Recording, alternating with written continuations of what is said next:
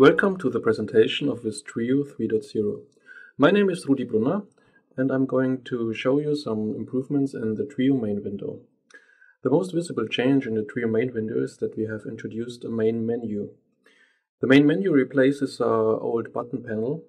The only thing that is left of the old button panel is the on-air button on the right side, which you can switch on and off to prohibit operators from accidentally affecting any playout engine. In the menu, you have typical menu entries like the file menu, where you have the operations like importing, exporting a show archive, opening the show properties dialog, or the configuration dialog. In the page menu, you have typical page operations that affect the page list. Some of the operations are less frequently used, so they are moved from the page list context menu into the main menu. The playout menu offers a lot of functions to operate playout engines, typically take, continue, and out. Many of these operations are still present in the user interface as buttons, but some of the more hidden features like the arm and fire are available only from the menu. The view menu allows you to open some windows or views, like for example the command window. But it also hosts functionality that used to be a little bit more hidden, that is the expert mode. The expert mode is a mode where you can show and hide some additional tab field properties. So let's, for example, take a look at this page. This page has exposed 3 tab fields that all contain one property, and that is a material property.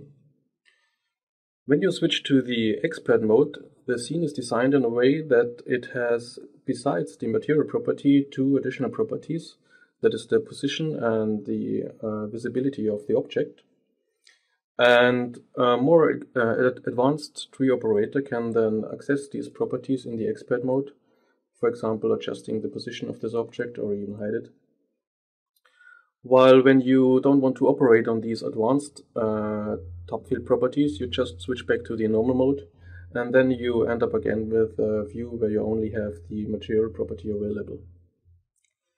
In the tools menu, you have various tools you can pop up from Trio. For example, you can switch to the Viz Artist mode.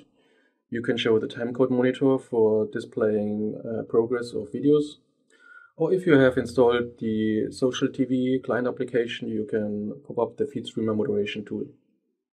And the help menu, of course, offers you the Trio manual, legal notices, and the about box. Next to the main menu, we have some additional improvement in the main window.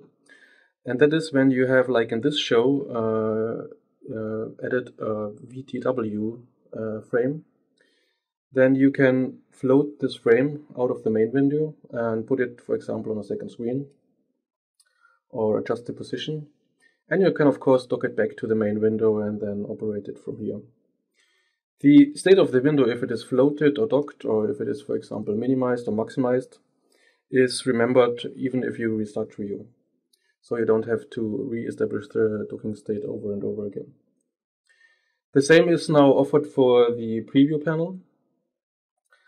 This can also now be changed in size, moved to a different screen if you have, so that you have more space on the right-hand side for the page editor.